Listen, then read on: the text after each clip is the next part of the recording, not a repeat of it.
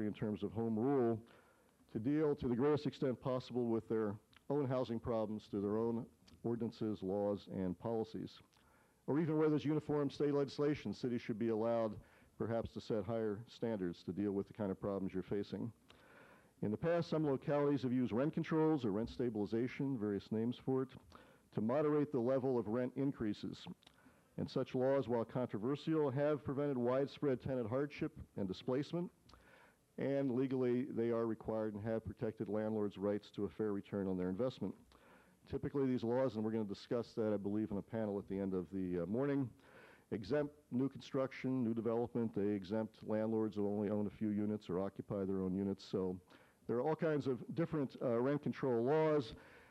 However, they have been much maligned, and I notice in your Seattle Times editorial page today, again, they are rent control laws accused of having all kinds of terrible negative impacts, and I can report to you that those are not exactly true, and there are all kinds of different rent control laws one can discuss, and we will.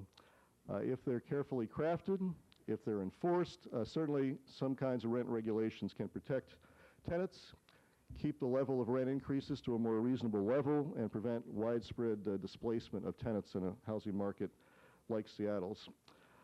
Again, I understand that the state of Washington has preempted Seattle from even considering that, so that will have to be dealt with if you go that route.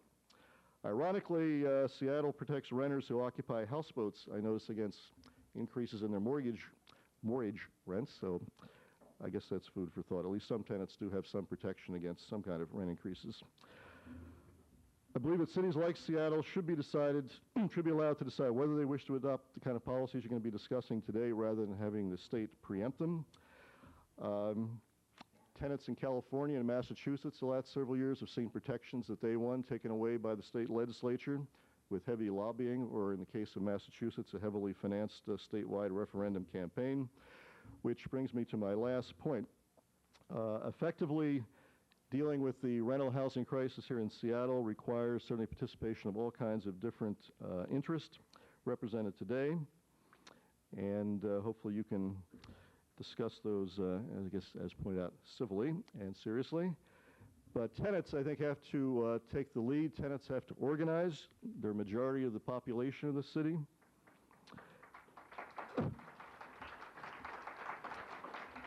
If tenants are not organized, if they're not recognized as an effective voting force, they will have great difficulty making their mark on public policy, whether it's city, county, or the state. Without representatives like Councilmember Nicastro and others, tenants' interests on elected municipal bodies often are not particularly well served, certainly not in many of the state legislatures, whether in municipal or state elections, referenda campaigns. Tenants must be seen as a force to be reckoned with. They must organize and they must turn out, vote, and make their views known. Today's gathering is evidence of the need you have for dealing with these problems, and I wish you well in discussing and pushing on for improvements and changes.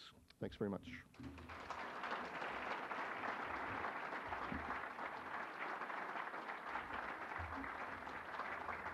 Wow. Thank you. This really is a phenomenal turnout on a Saturday morning, and thank God it's cloudy, huh? I do want to acknowledge we have another council member here. Heidi Wills is here as well. Where's Heidi? Oh, good. Thank you. That means 8 out of 9 of your council members are here today, so do not doubt how serious we are taking this issue. We're going to adjourn now for some of the detailed panel discussions. Hopefully you all have agendas. If not, they're outside.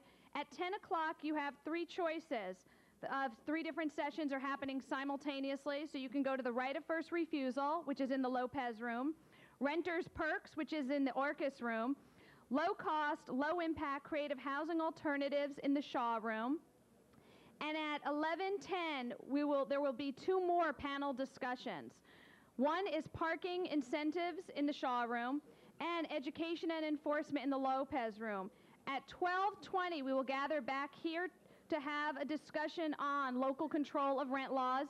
And then the mayor will be joining us, and we will be giving out an award to an outstanding landlord and an outstanding renter group. So thank you very much. I hope you enjoy the day.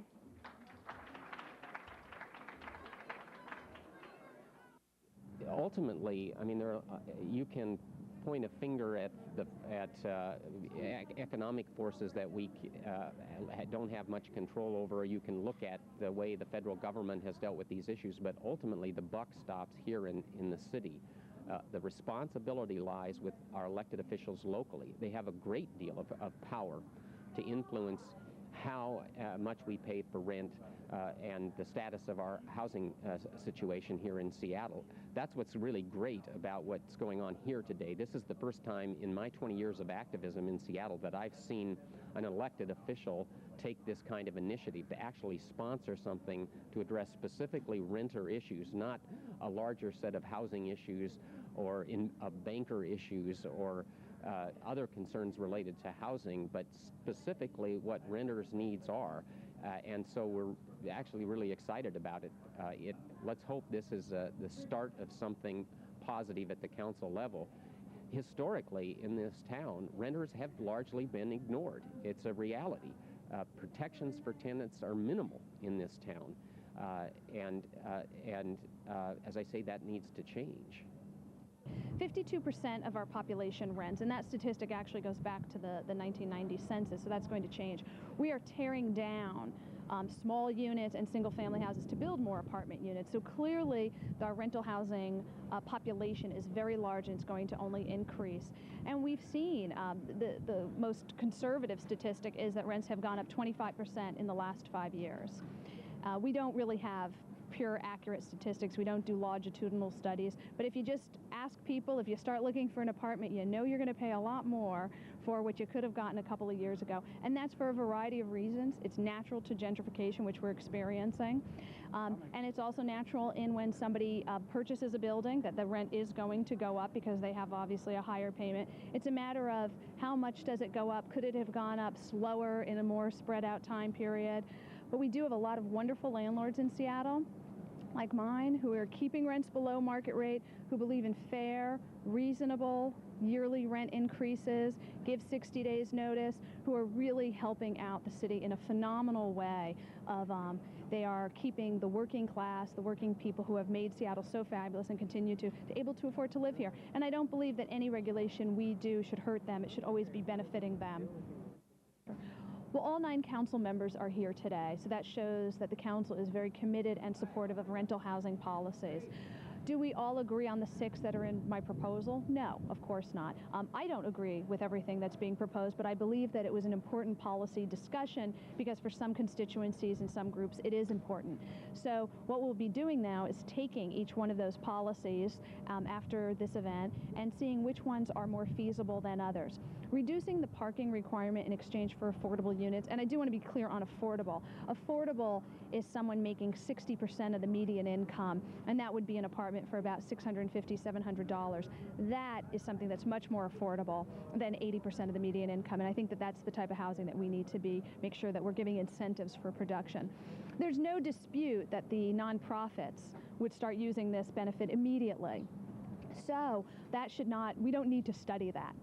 Do we need to study whether or not the private sector will jump on this proposal? Will is requiring them to put 40% of those units at 60% on the median income for 40 years. Will they jump on it? Now, we can study that to some extent, or we could implement the law, see what happens, allow the nonprofits to start benefiting from that law immediately, and see what the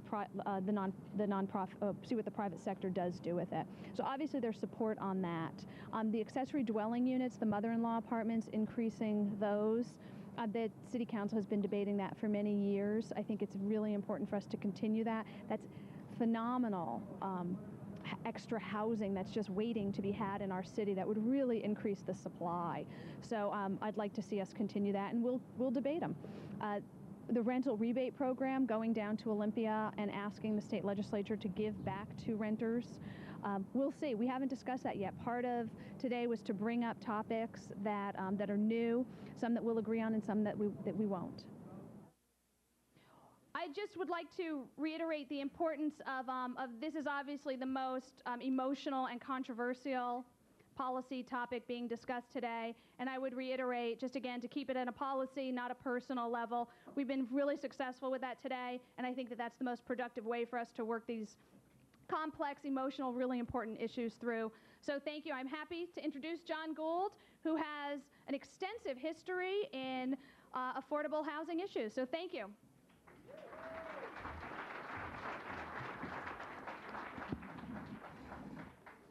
Thank you. My name is John Gould, and I'm honored today to be the moderator for this plenary session, which is called Local Control of Rent Laws and is specifically about rent control. My background is in tenants' rights and in low-income housing policy. 10 years ago this month, I started volunteering at the Tenants Union, where I answered questions from tenants at the Tenants Union's informational hotline. I then worked for 5 years as a tenant organizer in Seattle and served another 5 years on the board of directors of the Tenants Union. And I'm happy to say that I've worked with many of the terrific people in this room and in Seattle on a variety of efforts to improve tenants' rights, to save low-income housing, and expand housing opportunities for people in Seattle. I'm also thrilled to see how many people are here today to join together and make Seattle a more friendly city for renters. This session has two purposes. The first is to provide everyone in the room with a factual background and a variety of perspectives and opinions about local control of housing laws and specifically about rent control. The other purpose is to provide a forum for you to raise questions and to give your comments in a public space about these issues. I'm pleased to say that the organizers of this conference and Judy have selected 5 terrific panelists for today's presentation. Each of these panelists brings their own perspective, their own knowledge, and personal experience about issues of rent control and local control. First is Steve Frederickson. Steve is a lawyer for Columbia Legal Services, and he's practiced residential landlord-tenant law for the last 28 years. If you'd raise your hands as I introduce you, that would be great. Next to Steve, to his right, is Chris Bennis, who is a lawyer specializing in real estate law and is a board member of the Apartment Association of Seattle and King County. Dennis Keating, who you may have met this morning when he delivered today's keynote address, is the co-author of a recent book on rent control and author of many articles about rent control.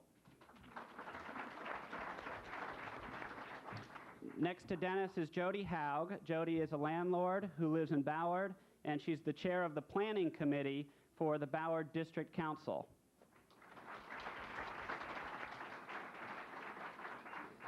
And next to Jody is Julie Monahan. Julie is a freelance writer living in Seattle. She's a resident of Belltown, where she rents an apartment there.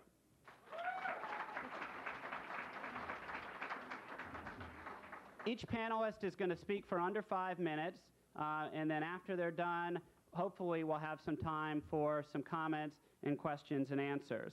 And I want to just make one reminder, similar to what Judy said earlier, in that when we're talking about housing policy, we're really also talking about people's homes. And it's important that we all remember that home is where people get up in the morning, it's where they raise their families, it's where they meet their neighbors, and it's where they return to at the end of long days. It's easy to be abstract and make generalizations and assumptions about housing policy, but let's remember how specific and how personal this topic is to everyone in the room. Thank you.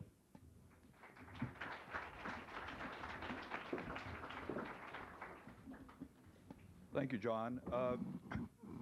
As most of you probably know, rent control has been prohibited on the local level by state law since 1981. And John asked me to spend a little bit of time talking about how that came to be and also talk about some of the implications of that for renters in Seattle as well as renters throughout the state of Washington.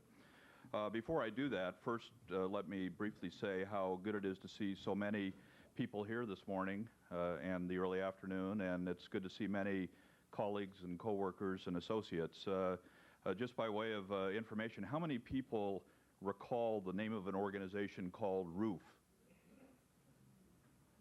Renters and Owners Occupied for Fairness, and I'll mention them again in a few minutes because they were really the impetus for a rent control campaign here in the city of Seattle. Organized, okay. Renters and owners organized for fair. What did I say? Well, we need a few more occupations, too, to deal with this problem. Let me tell you a little bit about the climate for rental housing in the 1970s, which were really the impetuses for the rent control campaign. These problems will sound familiar. 35,000 households were in need of housing financial assistance. 4,000 rental units were lost since 1970 due to demolitions and condominium conversions. 16,000 units had been lost in downtown Seattle due to commercial redevelopment, and rents had doubled in the preceding 10 years.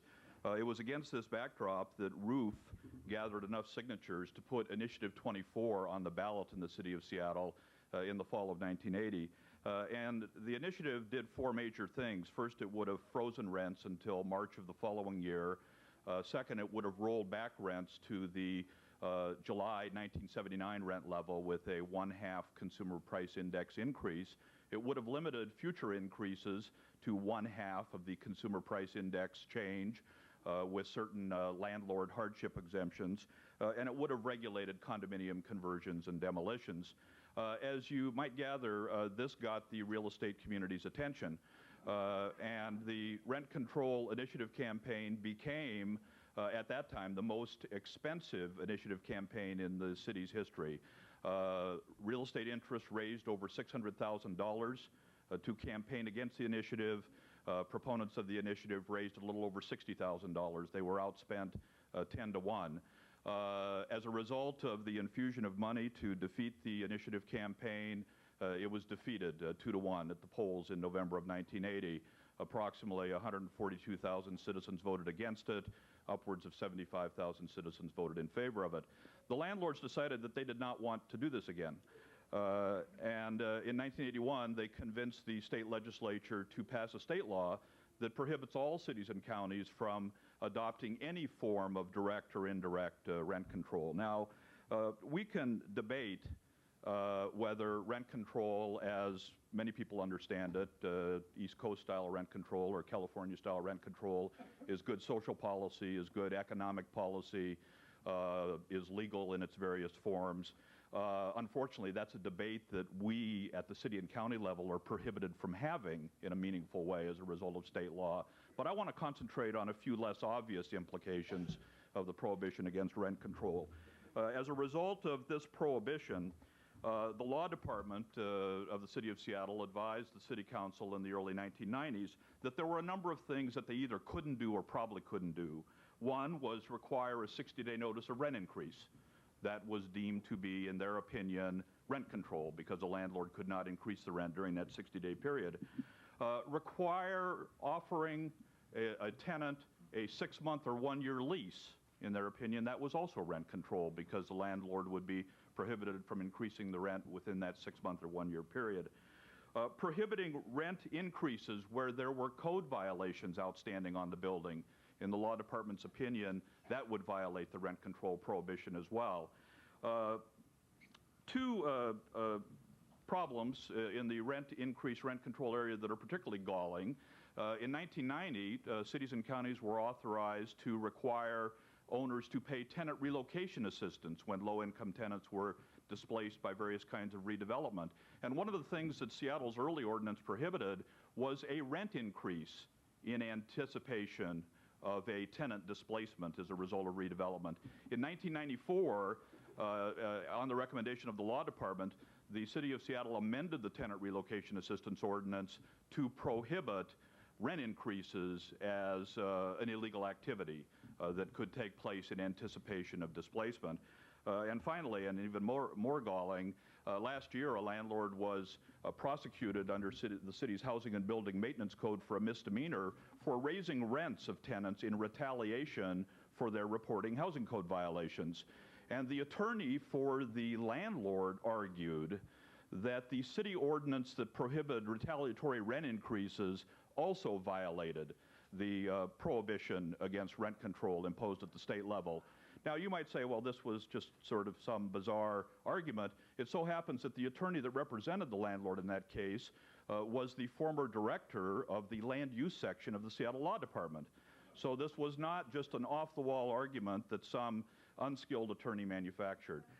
If you are not outraged by these examples of the invidious effects of a prohibition against rent control at the state level, then I hope you will manage to manufacture that outrage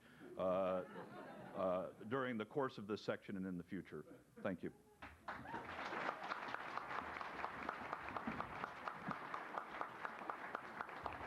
You listen to people and you feed back what they say to you. And then when you make a decision, you're honest with them. Hey, Jane, I know you have a certain objective. I'm not meeting it with this decision. We'll get to it next time. And when you take that approach, open, accountable, inclusive, even people who disagree with the decision get behind you and you move forward and you succeed. I think that is the kind of management experience we need in city government. Mike McGinn, you've never held elected office or run a major corporation. What makes you qualified to be mayor? You know, I have long experience working within the community to create change in ways that really resonates with Seattle values. I was a lawyer for 13 years at the law firm of Stokes Lawrence. I know what it means to work for businesses that are involved in disputes and help them out. I was president of my Greenwood Community Council for years. We worked on getting sidewalks and smart development in our neighborhood. I formed a nonprofit called Great City, which brought together business leaders, environmentalists, neighborhood leaders to talk about how can we do growth well in the city. And we managed to put together a community coalition that put the Parks Levy on the ballot and passed it over the mayor's objection. 2 years ago, when I was deeply involved in the Sierra Club, the political leadership of the region told us we couldn't get light rail unless we spent billions on new highways. And what we did was we organized, and we ran a no campaign against the roads and transit ballot measure. They spent $5 million, they spent $50,000, and we beat it. And this year we came back with light rail alone, which meant we didn't have those highways, the polluting highways, but we also had the resources available to work on the things we really need. So I have a long record of working within communities, building coalitions, and creating political change. I think anybody who's been around Seattle politics a little while knows this town can be pretty contentious, and people disagree on things. And I've demonstrated a record of creating change that prepares us for the future, and I'd like to bring that record and I'd like to bring that leadership to the role of mayor. Mayor Nichols, only Mayor Charles Royer has served 3 terms since the terms became 4-year events. Why isn't it time for a change? Or stated another way, what specifically are you trying to accomplish in a 3rd term? Well, Joni, I think that one of the things that I have shown, and there's been a lot of talk about style in this race, is that I am persistent, that I will follow where I believe the city should go. I will set an agenda and I will carry that out. And a lot of the things that we're trying to accomplish in our city and in our region take a long time. Light rail is an example. I have worked on that as a member of the King County Council and as mayor for 21 years. It shouldn't take that long, but it does take that long to get something like that accomplished. And within 15 years, we should have a system built out that will cover about 70% of the residences and 85% of the jobs in our region. I'm really proud of that. There are a lot of people who worked hard on that, but none has worked as hard for as long as I have. And the Alaskan Way Viaduct, we have debated that for the last 8 years since the Nisqually earthquake. It takes a long time to get a decision in this region and in this state, and it takes a long time then to carry it out. So I think that what I offer is an 8-year record of accomplishment. We've gotten a lot done. We've set the agenda in terms of the housing levy, and there's a renewal of that coming up. In terms of family and education, fixing our libraries, our parks, our fire stations, and I want to see through the things that we've started, and I want to tackle a few more, again, based on the foundation that we've built these last 8 years. Norman Sigler, you have not run a major corporation or organization, nor have you been in elected office. What qualifies you to be mayor of Seattle? I think there are 3 things that qualify me to be mayor of Seattle. The first is my business acumen. I've worked at Alaska Airlines as a manager of finance and contracts on a $200 million budget, which is about a quarter of the size of the general fund of the city of Seattle. I've worked in finance and controller type operations in other companies as well. That's one. Building relationships. I do that now professionally at a corporate level in terms of headhunting and recruiting. I also do that as a matchmaker. It sounds funny, but bringing people together, I think, is one of the more important things that one can do in their lives. And the third thing is my passion for the city of Seattle. I moved here 6 years ago, and I was awed by the beauty, awed by all the intelligent, passionate, articulate people, creative, that lived here. But yet, there was something missing. There was that potential that wasn't being fulfilled. And the potential I saw was people weren't really coming together. Communities weren't really connected for whatever reason. And so my history of bringing people together, my history of understanding the numbers, because I do that very well, and being creative ideas of partnering with other parts of our community, partnering within our community. We have an excellent nonprofit portion of our community. We have an excellent corporate portion of our community, and our public sector is bar none. If we can get those three tiers within our community working well together, this would be an amazing place to live, and we could change the world, and that's what I want to do for the city of Seattle. Thank you. Thank you so much. On to round two. This is a single question. All the candidates will have a chance to answer it, and we'll repeat it as we go. We know that all mayors strive to strike the right balance between setting out and achieving a great vision on one hand, and on the other, delivering the basic services that are needed to keep the city running. How do you intend to accomplish both of these goals? Norman Sigler, you're up again. I'm up again. I should just stand up, stay up. Vision versus getting things done, basic service delivery.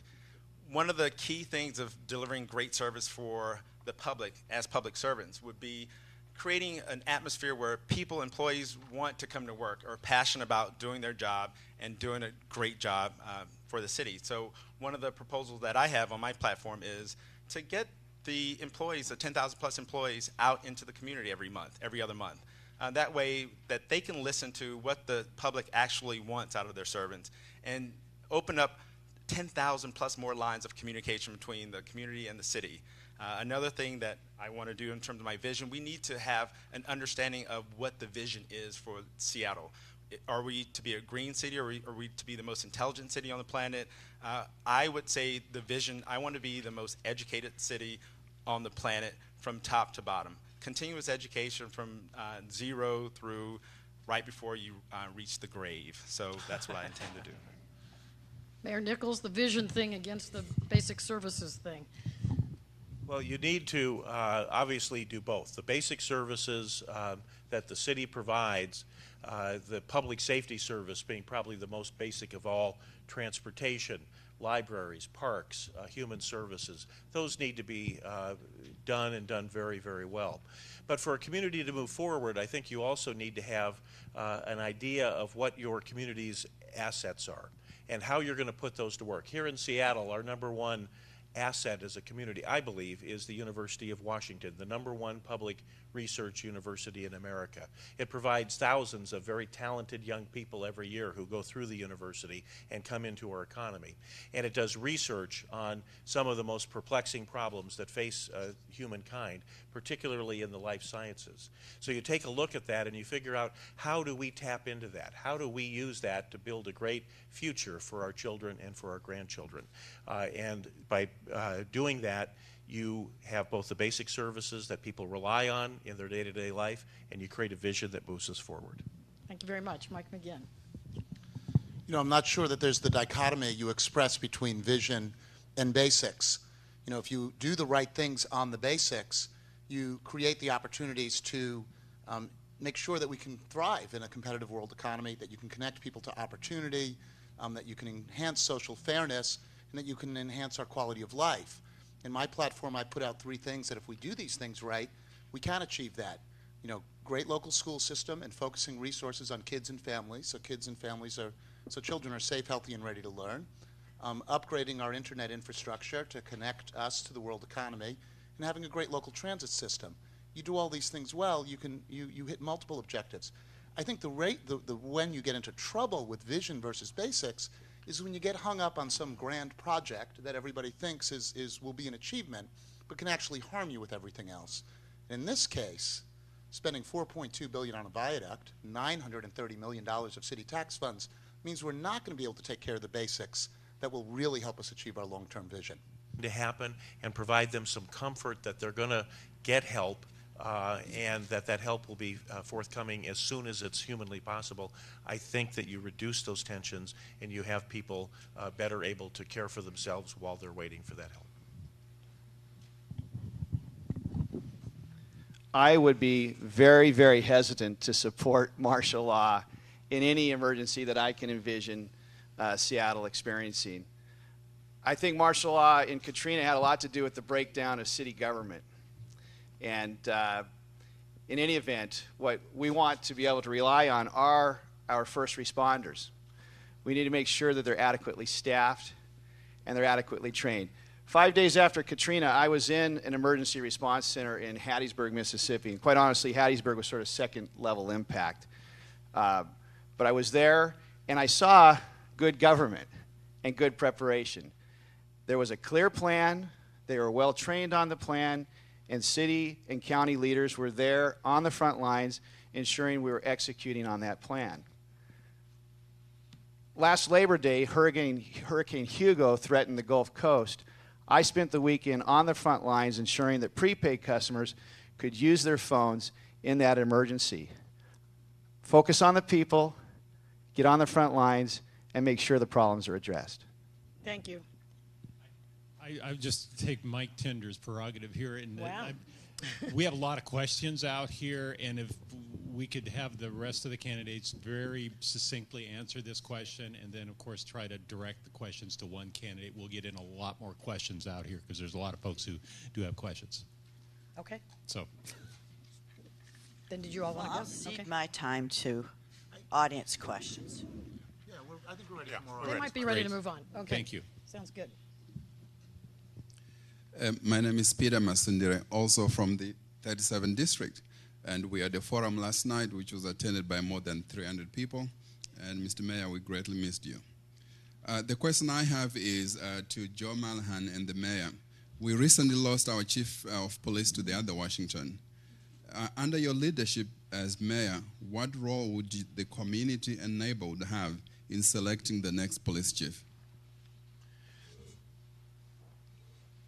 Well, and I was very proud to serve with Gil Kurlikowski for 7.5 years. He did an outstanding job as our chief, and I'm proud of the job he's doing back in Washington for President Obama, and I think we'll get some more sane drug policy as a result of his service there.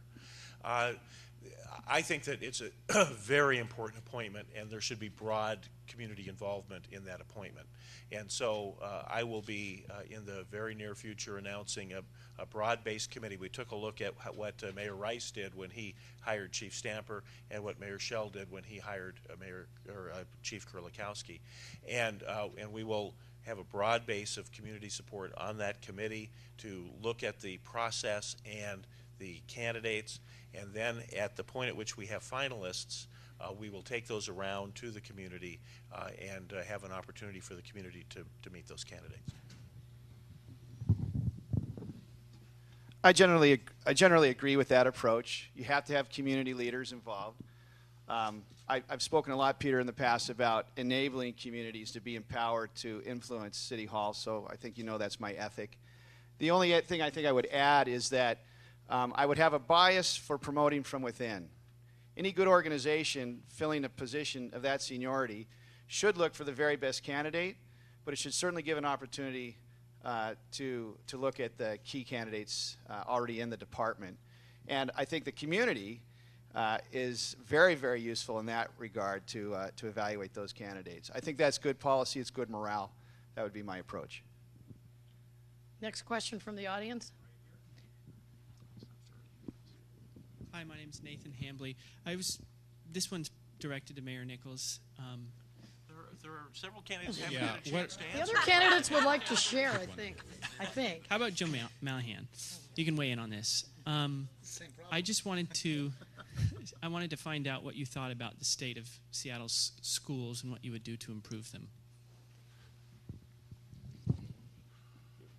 Was that ultimately directed at me? Okay. I have, I think the mayor has a couple of roles with the schools. One is the family and education levy that we passed in 2004, which was a renewal that provides support outside of the classroom so the kids get there ready to learn. I have chaired, along with my wife Sharon, who is here, the last couple of levy campaigns, and that hasn't just been an honorary thing. I've raised money to help pass those levies so that that fundamental operating support is there.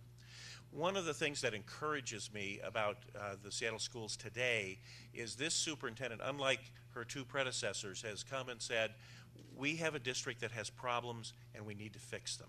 And that's true. We have some schools that are just great, and we have some that are pretty cruddy.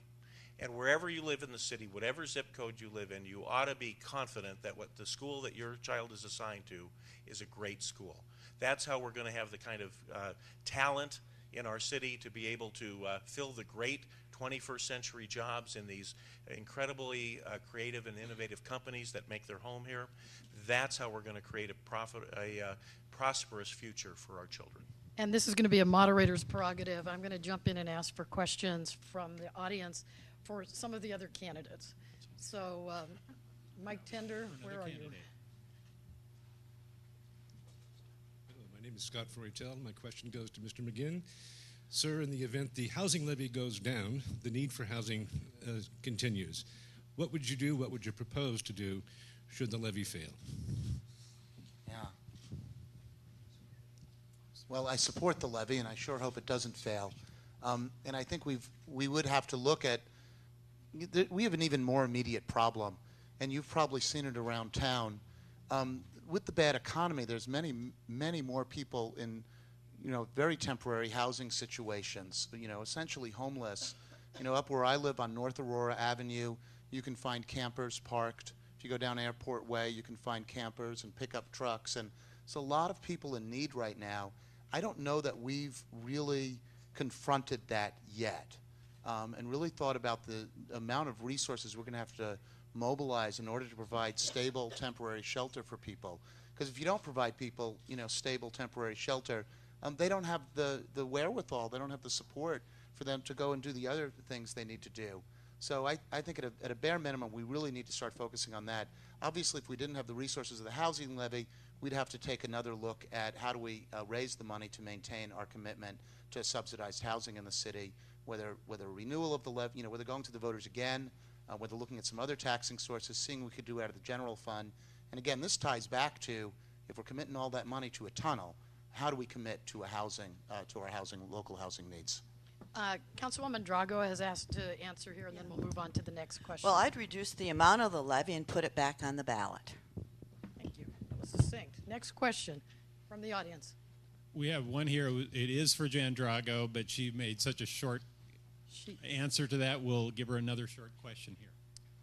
Hi, Councilwoman Drago. Thomas Goldstein here. In your blueprint under the public safety and youth violence section, you talk about increased training and job opportunities for young people. Could you talk about 3 organizations you would fund? Increased job opportunities for young people under the policing. Well, one in particular that I was thinking about is Neighborhood House. And they do have a program there where they work with young people that are involved in drugs and gangs and train them in technology. So that's one program that I can name. But let me talk about what I would do in terms of youth and gang violence. First of all, I would restore the gang squad, which the funding has been cut. It went from 27 members to 7 members. I would restore that, and that's traditional policing. Then I support the mayor and the council's youth gang prevention program, which deals with kids on 5th, 6th, 7th, 8th grade.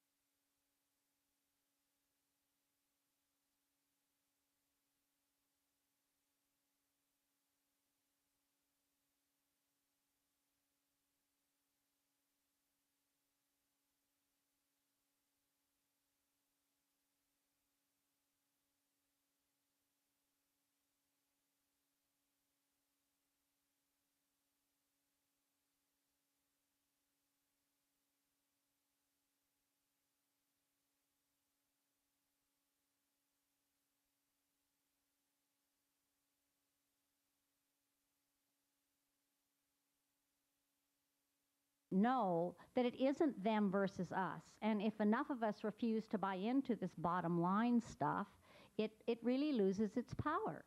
As I say, I'm still appalled at the rents my places get, but I know I could get more, but I'm not going to.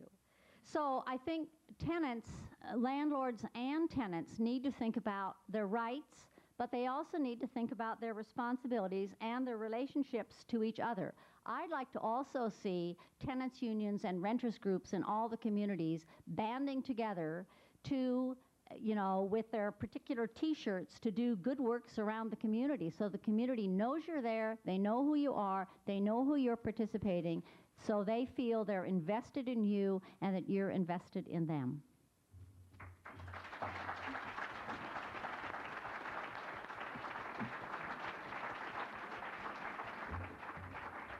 How about a round of applause for each of the panelists?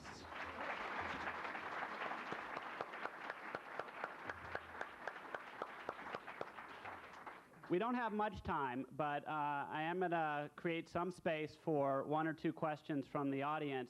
And let me say this, that please, if you'd like to make a comment, that's fine, and leave it at that. If you'd like to raise a question, direct it only to one or two of the panelists, and that way we'll have time for as many questions as possible. The man in the front with the hat, and there's a roaming microphone here. Yes, my name is Chester Smith. I'm a member of tenant union. Like the landlord-tenant law here, it's one thing left out in this law is need to be addressed is it's tenants that live in low-income housing that they have to their guests have to show ID to be in to enter the premises, but there ain't no regulation saying what the landlord is doing with this information. This information could be sold, it could be did, any kind of way with this type of information. And I think we need to come up with some kind of law to regulate and be supervised where this information go, because you taking people's name, social security number, I'm talking about valuable information here. And it's not it's not covered in this landlord-tenant law here. I think if it's a question, it's perhaps something that Steve Frederickson could speak to in a general way about what rights apartment owners have to take information from tenants. Steve? Well, just briefly, there's been a lot of litigation around the country over tenants' First Amendment rights of freedom of association to have visitors and guests, and certainly in the public housing and low-income housing context, there are some constitutional limitations on even requiring ID in the first place, certainly on what you can do with that private information. So I'd be glad to talk to you about that in more detail after the session. Okay. How about the woman in the pink who had your hand up? Yeah, when I first moved into my apartment at Green Lake, this was 12 years ago, the rent was $315 a month, and my Social Security came to about $450. Now my Social Security is $550, and the rent is $635. And Seattle Housing has not always been able to subsidize my rent, so I only get to pay 30% of my income. The groceries are going up, and I'm trying to help my grandson go through his last year of high school. He stays with me 4 nights a week so that he can commute to school rather than having to come all the way in from Linwood. And I'm finding it a really tough job. I'd like to know just where the heck is this country's values gone? Don't we value each other? Or is it only money?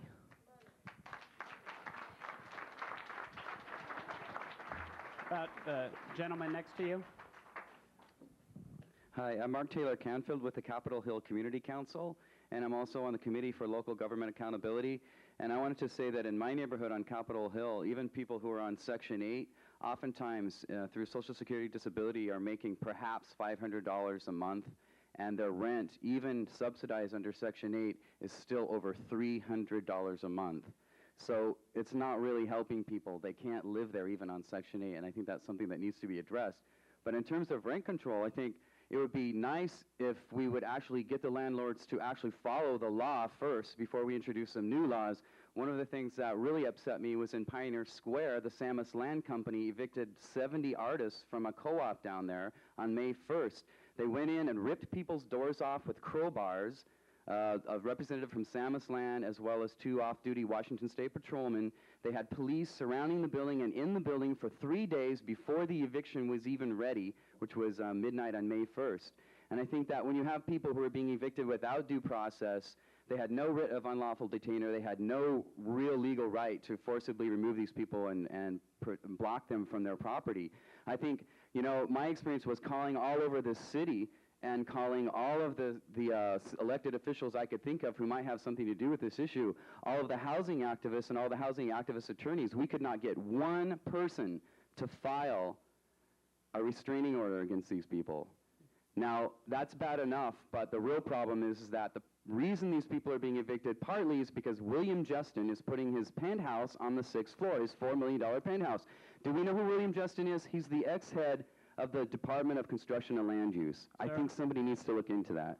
We gotta wrap it up. We need to be out of the room shortly, so unfortunately we don't have any more time for questions and comments, but I'm sure all the panelists are happy to stay here for a little while, and we expect plenty of people to stay around for some dialogue. But before we end, however, it's not over. We just have to be out of the room in about 15 minutes. There are pink comment forms that you can fill on your way out, and that will allow you to give comments to Judy Nicastro's office that you weren't able to give to members of the panel at any time throughout the day. Let me say this in closing, though, that one of the greatest deeds that anyone can do is to bring people who are affected by a common problem together to find some common solutions. And this type of work goes on every day in our community. Many of the organizations that do this work around housing are represented on the wall over here to my left, from Real Change to the Tenants Union to the Seattle Office of Housing and the Association of Nonprofit Housing Developers. But there are also people who work in the community and then take that work into government with them. And many of us know Larry Gossett, who for years worked in the community on civil rights and employment issues, but he didn't stop working when he got into government. And there's another person in that room who also didn't stop working, and she's Judy Nicastro, and she's going to come and close it.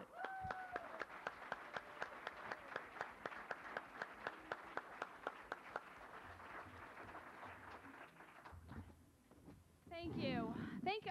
Thanks to so many of you, to all of you for coming. How many here, by the way, are renters? Whoa! Wow, that's fabulous. That's fabulous. Well, hang in there. 9 out of your city council members are here today. The mayor is here today.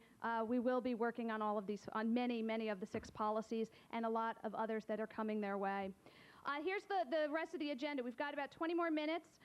We have a wonderful treat. The mayor from Burlington, Vermont is here, and Burlington, Vermont is a fabulously progressive city, and he's going to speak for just a few minutes, and then Mayor Paul Schell and I will be giving out awards to the most amazing landlord. I thought mine was fabulous, and mine is fabulous, but this man is running a close second to her. So please stick around for that, and also to a wonderful tenants group that has been really at the forefront of helping us come up with better policies.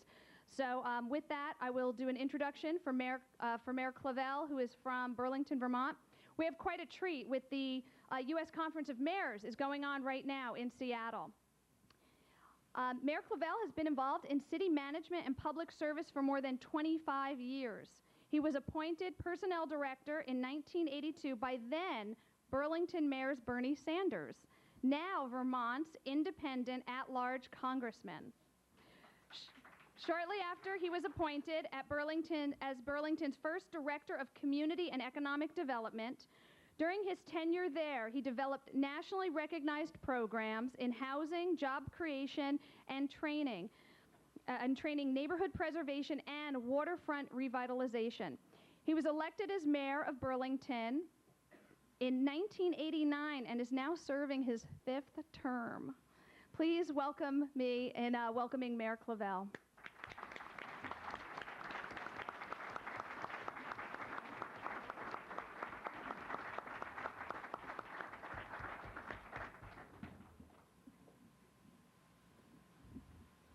pleasure for me to spend a few moments with you today, and I'm really invigorated by the turnout, and I commend City Councilor Nicastro for bringing so many people together to discuss this issue. So I bring to you greetings from the People's Republic of Burlington. It's nice to be with you. And Burlington is a much different city, a much smaller city than Seattle, but I'm just struck by the similarities that do exist. We are, in fact, a city of renters. Approximately 60% of our population are renters. We have an incredibly low vacancy rate in the city, less than 0.25%. And we have a housing crisis like you do, a crisis both in terms of affordability and availability. I also view this problem from the perspective of the mayor's task force, national task force on hunger and homelessness. And I'm struck by the irony that we are experiencing a so-called unprecedented era of prosperity. Yet the numbers of folks in this country that are seeking emergency shelter and emergency food are greater than ever before.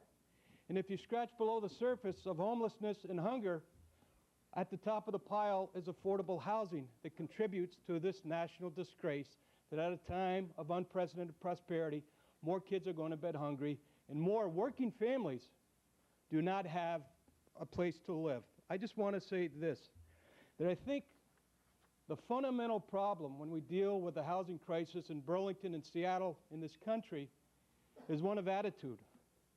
And the problem is that the prevailing attitude is that housing is a commodity to be bought and sold like oil, like gold, like pork bellies to the highest bidder.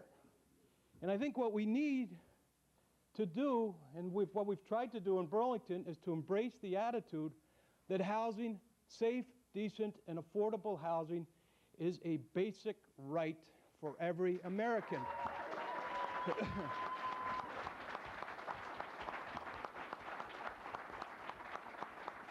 So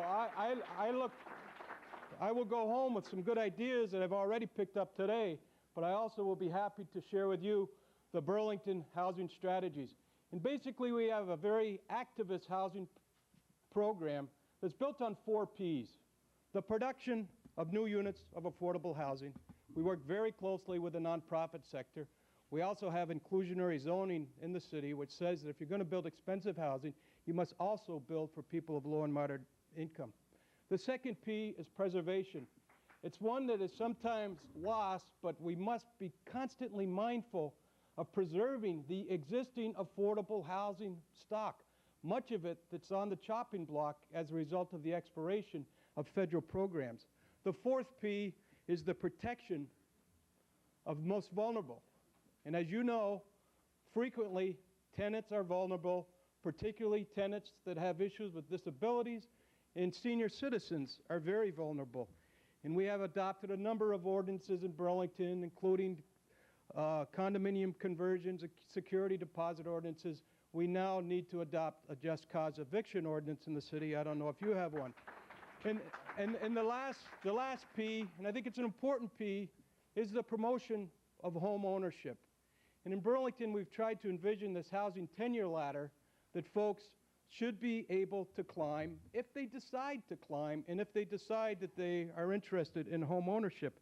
And basically, to me, it's an issue of security and mobility. If you're a tenant, you ought to have the right to stay put, but you also ought to have, if you so desire, the chance to move on. So those are just a few insights from Burlington. I'm happy to be here with you today, and I want to thank Mayor Paul Schell and the City of Seattle for doing a great job in rolling out the red carpet for 300 mayors from across the country. Thank you.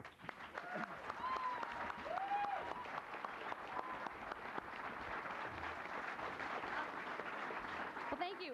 Please join me in welcoming Mayor Paul Schell.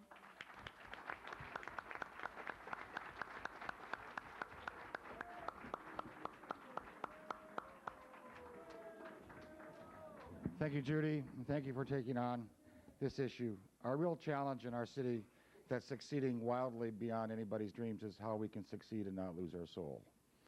And our soul is defined in the city of small towns where people take care of each other. How we keep that while we don't lose the job opportunities that are out there for our children.